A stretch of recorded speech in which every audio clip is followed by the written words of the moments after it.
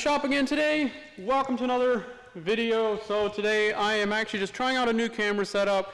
My last couple of videos really sucked, mainly due to the wind noise, also camera quality. So broke out the real one, still messing with settings and things. So this is kind of the test video. Just gonna be kind of going around the shop. Got some projects planned for today. Got to hopefully get the drivetrain ready to go back into the race truck here. So got some stuff to do in the engine, got some stuff to do in the transmission, and we'll see how far we can get. So what are we talking about? So number one, this right here is my 1990 Dodge Ram D250. So this originally came with the 5.9 Cummins. This would have had the VE pump on, which is kind of limited for what I wanted to do with the truck. So I went ahead and picked up this engine here. Actually came out of a donor truck.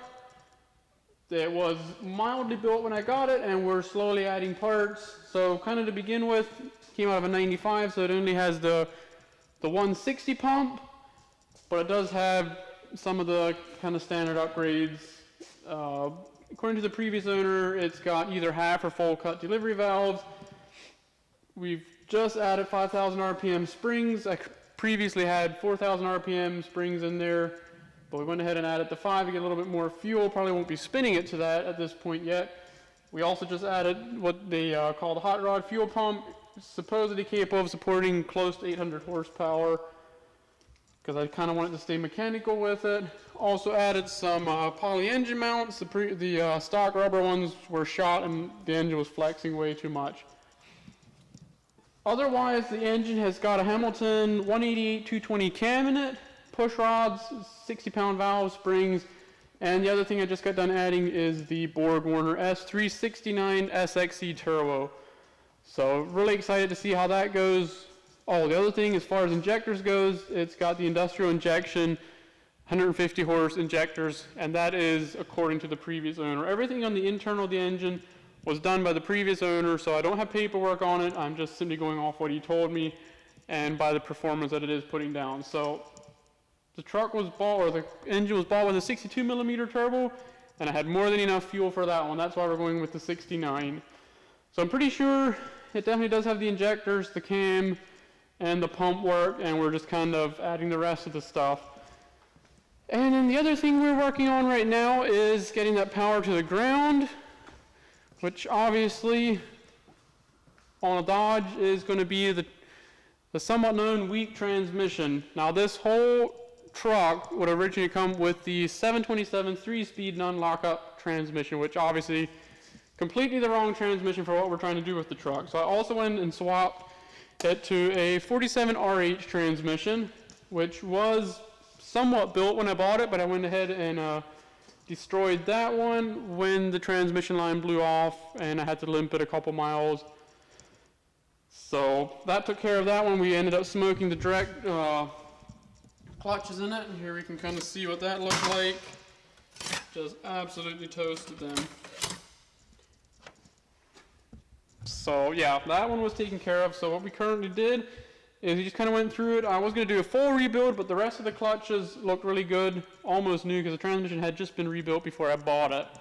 So there's really no need to replace all the clutches. We'll just throw them on the shelf and keep them for the next time. So just did direct drum clutches in it, and working on getting it put back together, adding a few more billet parts while we're at it: billet lever, strap, anchor, all that stuff.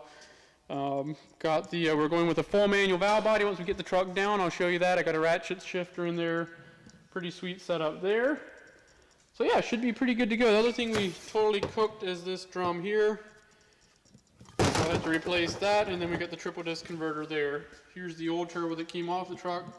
Really good turbo, but just a little bit too small at this point. This is an industrial injection 62 millimeter fat shaft. So we'll throw that one on the shelf. Maybe we'll find a use for it somewhere, but for now, that one's coming off the truck. All right, so got about an hour or two of work in here, and we ended up getting the transmission finished up. See here, we got the new RevMax full manual valve body in. Got all the bands adjusted here, and overdrive units back on. So I think we should be ready. We're just going to have to get the pan on it, and it'll it'll be ready to go back in the truck. So I'm running one of these Mag High-Tech pans. Pretty nice unit there. So I just got to put the pan back on and it's ready to go back in the truck. My plan on the valve covers for the breather catch can setup isn't really going to work out, I don't think.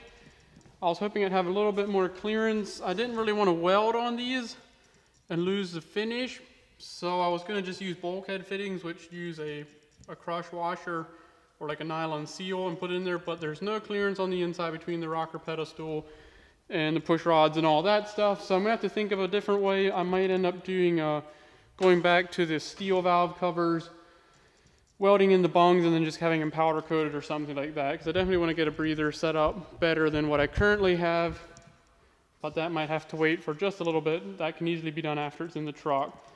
But for now, I think that's going to wrap it up for this project. I'm going to go grab some lunch. I may come back. I got to get a tune on this TDI here. Maybe I'll throw that in the video, and then we also might take one of the cars out and try the new camera out on some flybys. Maybe we'll take the M5 out. That's got a pretty good exhaust sound. Maybe do some burnouts or donuts or some fun activity on if we can find a private road somewhere. So for now, I'm going to grab something to eat, and then depending on what time it is, I may come back, throw a tune on this thing, or I might jump straight into some shenanigans. So we'll see you then. All right, time for an M5 cold start.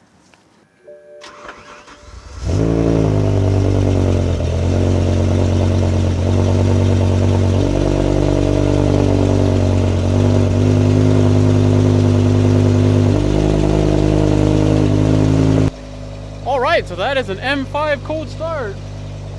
We're gonna go ahead and cruise around a little bit and see what we can get into. I haven't driven this car in a little bit, so go out and warm it up and see what it's got.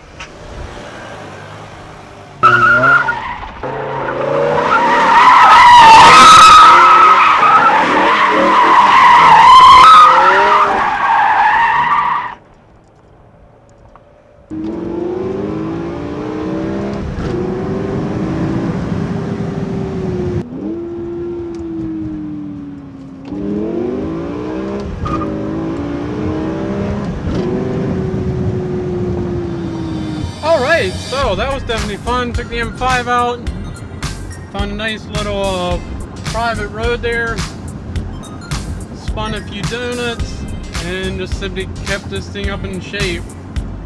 Definitely don't want to let it sit too long, so take it out every so often and exercise it.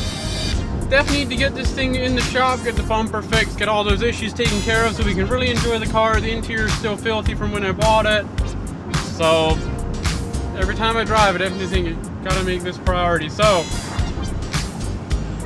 not sure if I'm gonna end up doing that tuning yet tonight. If not, thank you all for watching. Please like, comment, and subscribe, and we'll catch you on the next video.